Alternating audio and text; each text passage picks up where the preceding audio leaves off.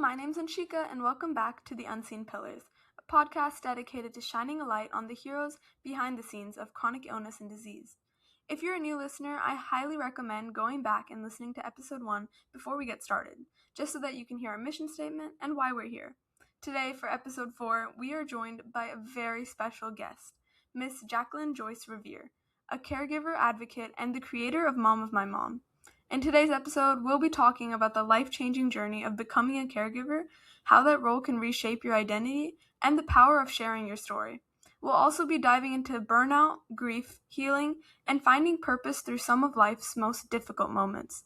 I'm so excited for this conversation, so let's get into it. For our first order of business today, of course, I would like to give a very warm welcome to this episode's topic expert, Ms. Jacquelyn Revere, who is a very well-known writer, advocate, and the voice behind her own platform, Mom of My Mom, where she shares her own powerful journey and how it shaped her life. Hi, Ms. Revere. It's so amazing to meet you. Thank you so much for joining us. It's an honor to be able to talk with someone who's doing so much good in this field. I so appreciate that. And thank you so much for having me. Okay, just for our listeners, do you think you could kind of tell us a little bit more about your own platform and kind of just what your journeys look like what it means and how it kind of all began? Yeah. So I do like to just start out by telling people that I have a stutter. And so there are some points in this conversation where I may talk a little slower or I may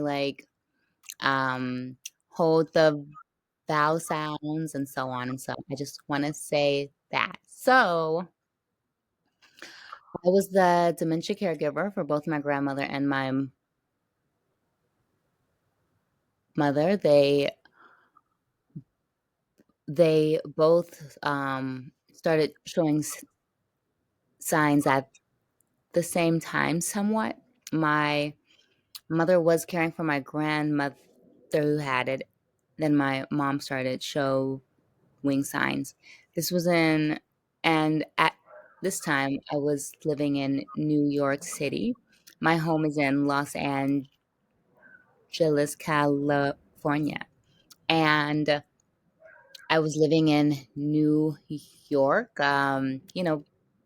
pursuing my dreams of being a TV writer. And I was on the subway one night. My mom's friend called me and said, "Something is wrong with your mom. You need to fly home." 4 days later, I flew home, and that was my rude awakening to what it was to care, like start the process of caring for someone with dementia. Yeah, I mean, and I know like stuff like this can happen so fast, especially like, I feel like getting into caregiving roles, it almost never happens in a really graceful way. And unfortunately, most of the times it's something that you don't even expect when you first get into it. So I wanted to ask, how did this kind of like original, like the first shift kind of feel? And how did you kind of navigate this completely through new reality that you had with having to give up that past like dreams, the future that you thought you would have, to then care for your own family members? Wow. When you become a caregiver, you basically have an entire identity shift. And so the person that you were or knew yourself as must then change in order to care for these people who need it. I fought that shift for some time uh, because I think I was thrown in such a complex situation where I was caring for two people and I had like no support, no help. I um I fought the identity shift, and that in all honesty just caused me more pain than had I said, "All right, I'm going to care for everyone. I'm going to like give up everything that I had always wanted and just become this caregiver." And so I don't think anyone like really wants to make that shift, but once I chose to make it, the care of my grandmother and my mom became much easier for me to handle. And it's not like I gave up every dream that I'd had. I had just kind of pivoted into something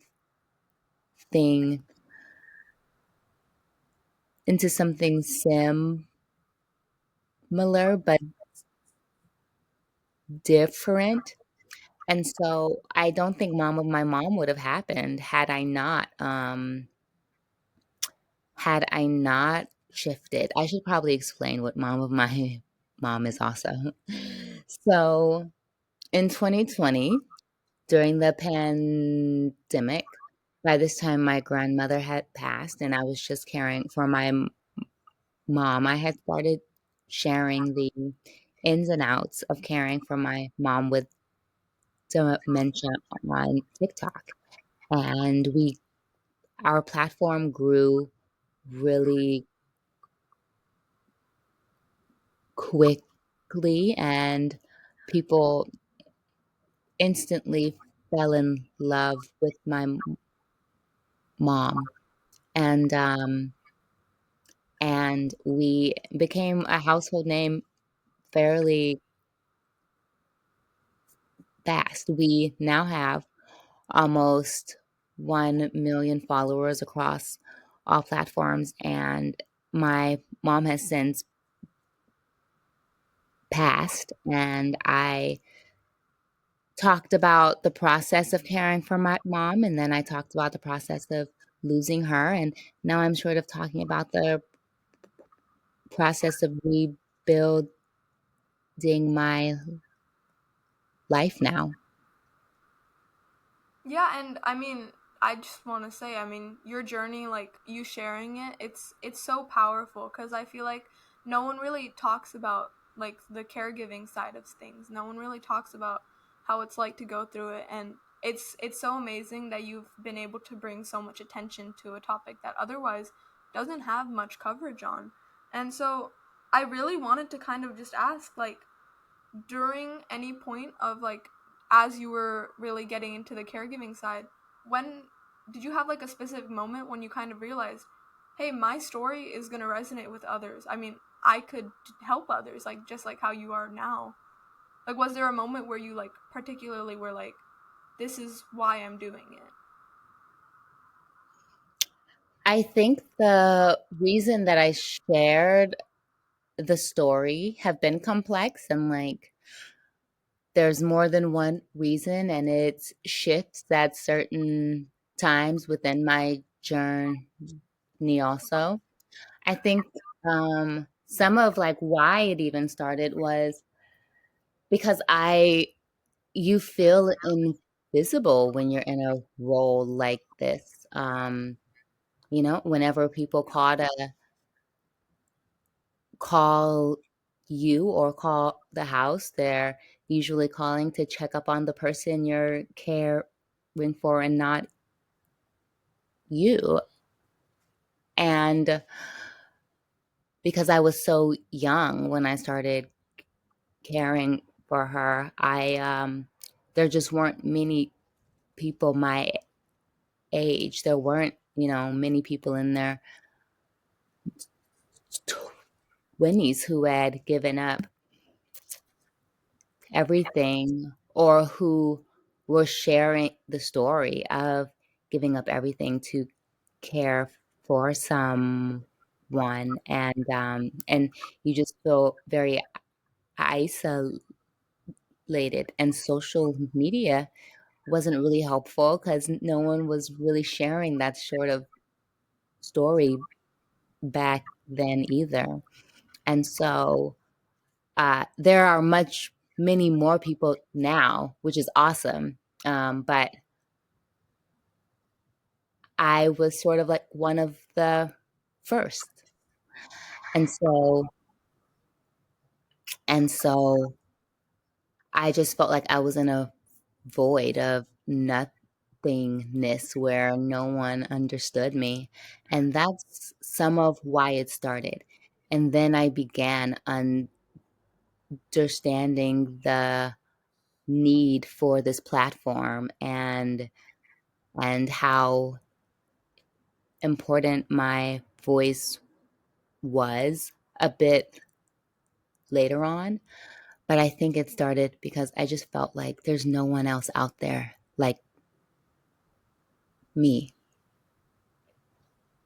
Yeah, I mean, I'm honestly so glad that you said that, cuz that's the reason why I kind of started my this own platform. It's the unseen pillars. It's the people who aren't usually tended to. I mean, I talked about it in my Mhm, very first introduction episode. Like, even when I was in the hospital, like, my mom was a caregiver to her mhm, best friend, and whenever we were in the hospital or anything like that, it was only like support offered, like professional support offered to the victim, and that is totally important. That's so important. It needs to be done. mhm, But I also feel like it should have been offered to the support systems. I mean, mhm. I just feel like it sometimes goes over the heads, and that's why, like, platforms like yours and hopefully platforms like this are so important to kind of like help people realize that there's more to it than just one person. It's like it takes a village to raise a child. It takes a village to care for everyone.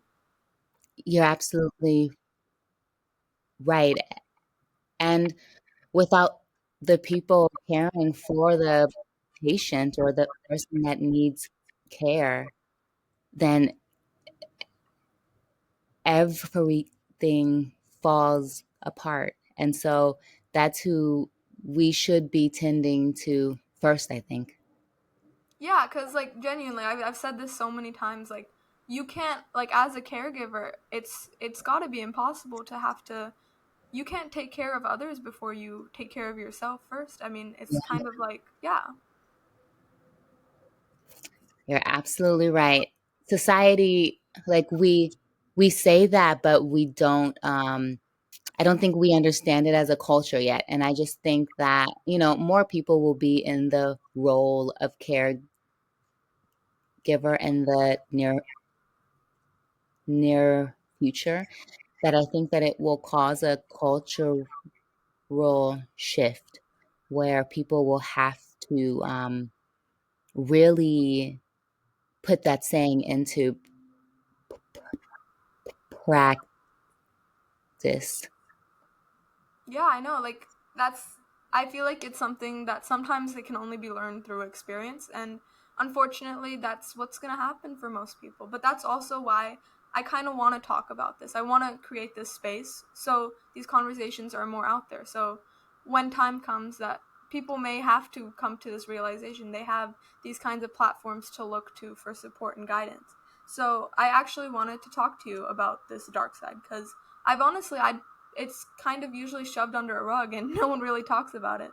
But Hmm. I kind of want to talk about, like, the actual stuff, like the isolation, the grief, the stuff that kind of like caregivers tend to push behind a door because they don't want to cause inconveniences. Yeah, so there's so much grief when you're caring for someone who has a terminal illness. And so you know that the care that you're giving them won't make them better at some point. You're sort of like just caring for them until their time comes, and there's so much loss inside of that, and knowing how to process that is difficult. But then on top of that, you are surrounded by friends who may not understand it at all, and they don't have the sensitivity needed for it.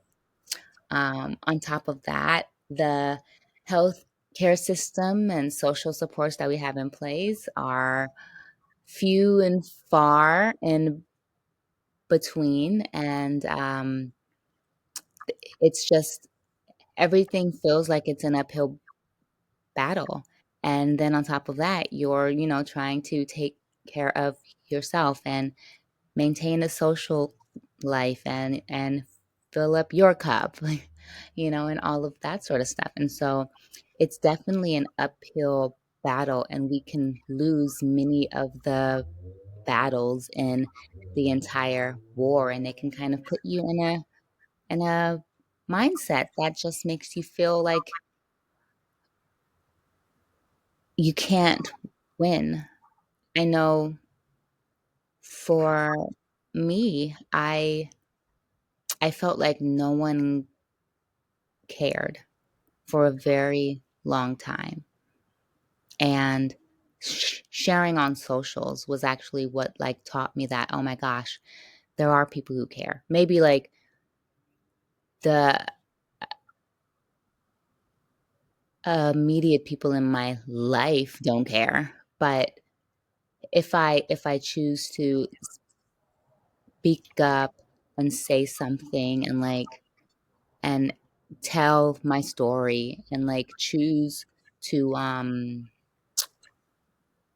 bypass whatever doubt I have, I can find my people. And that takes a lot of courage, and it's really scary, but the opportunity is out there to find your people thanks to the internet now. Yeah, so would you say that the internet was kind of like a way that you could take care of yourself? So like it was Oh, kind of self-care? absolutely. If I didn't have the internet, I don't know where I would be right now. Um, if social media can be great, it can also be horrible for someone who was in my position. Um, my friends were, moving forward in their careers, and they were getting married and having families. And of course, people mostly show the highlights of their life on social.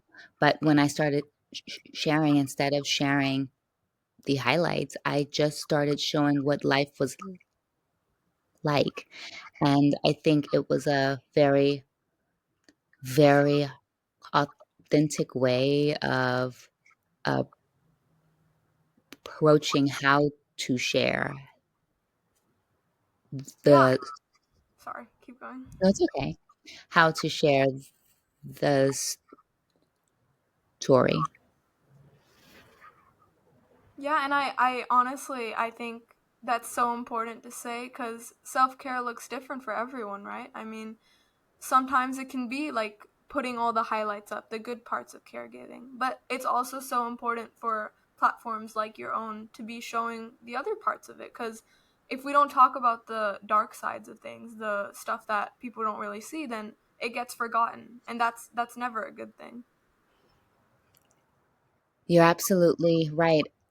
And gives a it can also give a false perception. And my goal was just to like make sure that everyone knows exactly what they're signing up for, exactly what you will step into when you choose to become a caregiver. Yeah, exactly. And I'm actually I'm so I'm glad that you said that cuz I actually do want to talk about those false perceptions that are kind of given through things on the internet or just through things that are just culturally acceptable for some reason. So I kind of wanted to talk about these misconceptions that are just honestly everywhere and do so much harm emotionally for these support systems, especially for cases that involve family like your own. So I wanted to ask, what are some common misconceptions like this that have really affected your own journey, and what do you kind of wish people would better understand and educate themselves about before like just saying things? One thing that I get all the time is that, oh, you just sit at home and watch TV all the time with the person that you're caring for. And for some people that may be the truth, but I also know that like for people with dementia, that's wildly untrue. If anything, you're racking your mind figuring out how to redirect the person, how to help them focus, how to entertain them, how to make sure they have enough water, make sure like there's a endless list of ways that you are tending to a person with dementia. I'd also say that uh, another one that people think is that dementia is just when you become forgetful, and that's not true either. A person with dementia tends to like lose all of their reasoning skills. That and they tend to not have executive function. Um, they don't know like what danger is anymore. And so it takes a very watchful eye to maintain the health of someone with dementia. Um, I think those are like the biggest two that stand out for me. Yeah, and honestly, like, I feel like, especially when it comes with family, some find it so easy to just say that these are things that you're expected to do because you're family. But realistically, as a family member, you're never going to be prepared for a moment like that. You never like expect that you're going to have to take on this role. So it's so important to educate yourself before you form these kinds of opinions. And I've said this so many times cuz I'd like to talk about misconceptions in all of my episodes cuz there's so many for so many different situations. And I feel like it's so important to just know that as someone on the outside, we have absolutely no idea what's going on. And so, knowing that without proper and official education, we don't get to have a say that can harm others. You're absolutely right. Uh you you make such fantastic points. And because care is something that like we all know of, but we all haven't done personally, we tend to think it comes, let me see. How do I want to say this? There are many like cultural misconceptions, and there are like care can be thought of as women's work. Mm-hmm. Um, it can be something that is placed on a certain person in the family because it's it is reflected in the culture.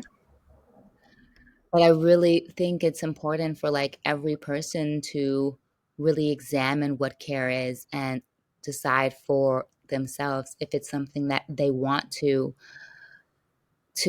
like that if it's something that they want to participate in and to what extent, and like really give it some thought because everyone will need care at some point, and everyone will give care at some point. Yeah, and it's like we said before, like you have to be good yourself before you can help others. So it's so important to just not let these misconceptions guide your choices and guide your like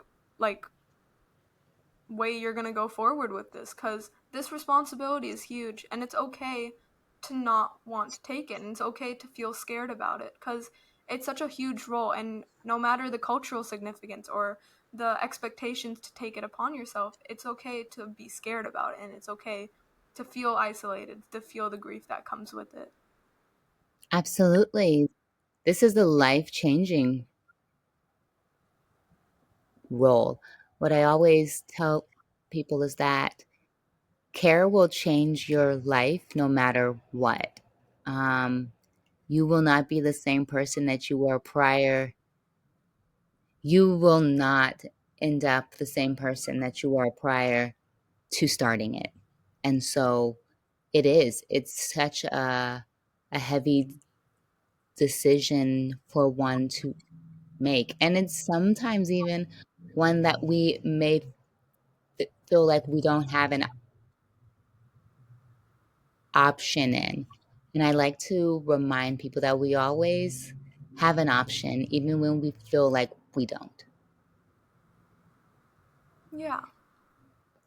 The options may not be ones that you want, but in the end, there is always some option.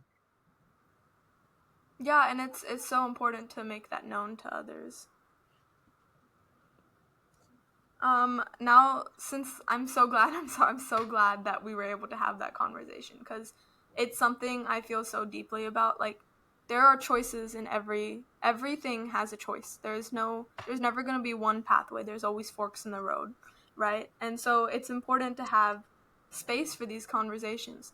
But I actually wanted to talk more about, I know we've talked about how hard it is and how fast you can kind of just get yourself into this role as a caregiver and all the decisions that kind of come with it, along with the negative annotations that come with it. But I kind of want to talk about life after caregiving, because I know, unfortunately, for so many, for my situation as well, as Mm, fast as you become a caregiver, sometimes you end up not being a caregiver just as fast, because okay. sometimes situations just change, and it can be so hard as a caregiver to see yourself in the after, to see yourself after stepping into this role, because it can end so abruptly, and it just, you don't know what to do afterwards. So I wanted to ask you, from your own perspective and your own experience, how has healing afterwards, like, how has it looked like for you? How has stepping out of the role kind of, or kind of just shifting to this new like life, because obviously grief is not going to just stop just because you're stepping out of the role. Grief just keeps going. So how did that look like for you? Yeah, so for me, it was a bumpy ride. I had dedicated so much of myself to my mom for 6 years that by the time she passed, I didn't know who I was at all. And so it was really me meeting myself again for the first time. And when you don't know yourself, it's just so easy to feel insecure and lost. And like, I wasn't even sure like what my favorite foods were anymore because I was always making my mom's favorite foods, you know? Yeah. All of the choices that I made were geared towards her happiness and not my own. And so it took some time. It's been 3 years since my mom has passed, and I'm just now starting to feel like myself again. And it's been a mixture of me trying new things, and some of them I hated, and then trying other things and loving them, you know? And so I just I slowly started to collect new experiences, and I would put them in a file of like, loved that. This was okay. And then like, hated that. Never doing that again. And the more new things I tried and figured out what I liked and didn't is how I formed my new identity.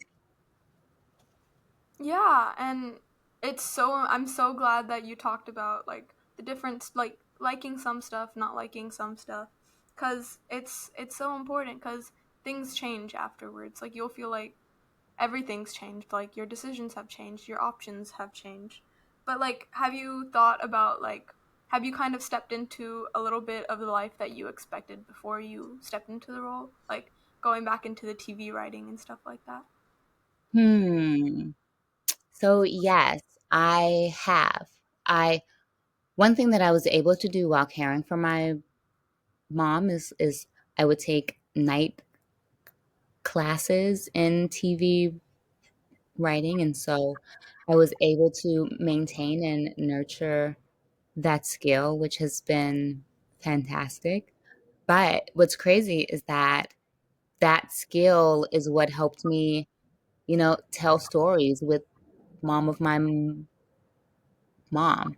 That skill is like what helped me learn how to reach an audience. And so I am still working towards becoming a TV writer, and like so many people in the entertainment industry follow mom of my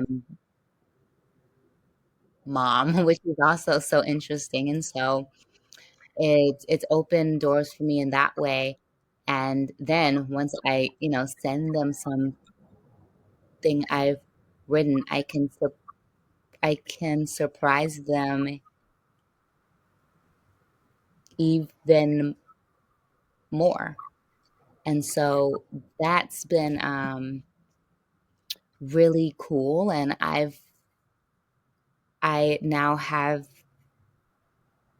the opportunity to write a book about caregiving and helping people like learn how to navigate it. And so many doors have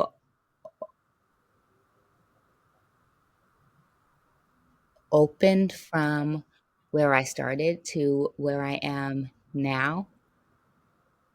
And it doesn't look the way I thought it would, but it actually looks better. Yeah, I love that so much cuz like we said, like sometimes caregivers, like as a caregiver, it can be easy to feel like you've given up a part of your life stepping into this role, but I love that your experience it proves that like even if you feel like you're giving it up, you can still hold on to things like that. Hold on to your passions cuz in a way caregiving can give you opportunities that you didn't know about before to shape your own dreams and just keep going with what you would like to do. Yes, one thing caregiving did do is it gave me time. It gave me time to nurture talents that I hadn't had the time previously to nurture. There is good mixed in with the bad.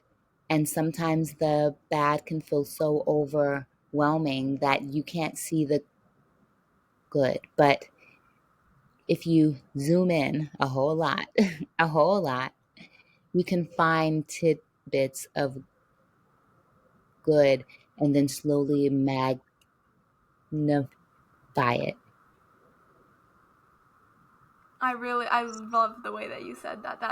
That's amazing because it's true. You can. There's always gonna be some light moments, even if there's mostly dark. Yeah, absolutely.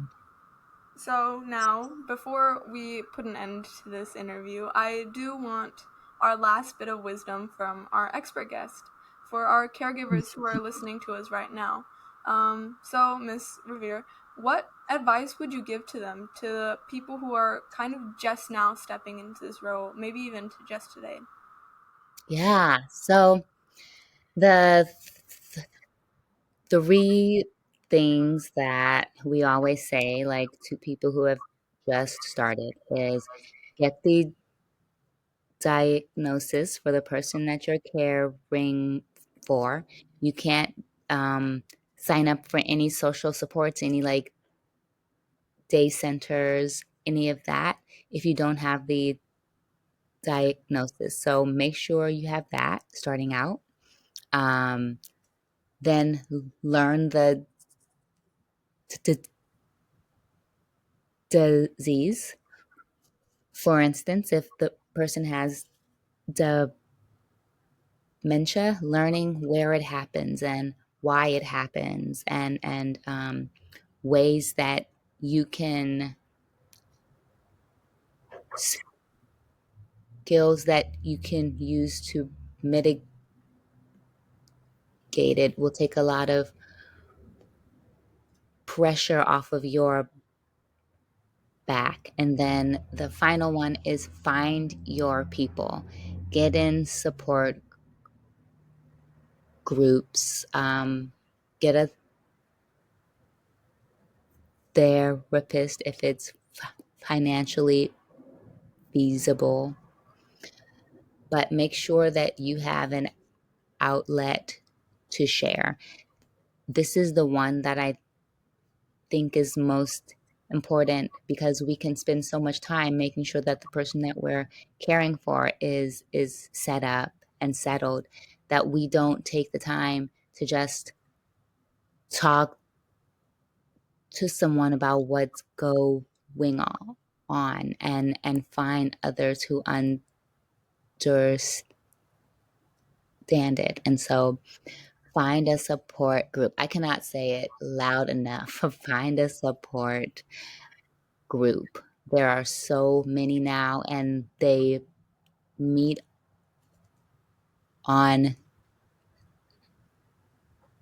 Zoom. And so it's like really simple to find now. Um, what what what surprised me was that because my life was consumed with care, it's all I had to talk about with my friends. And because my friends could not relate to how my life had ch- changed, it it put a lot of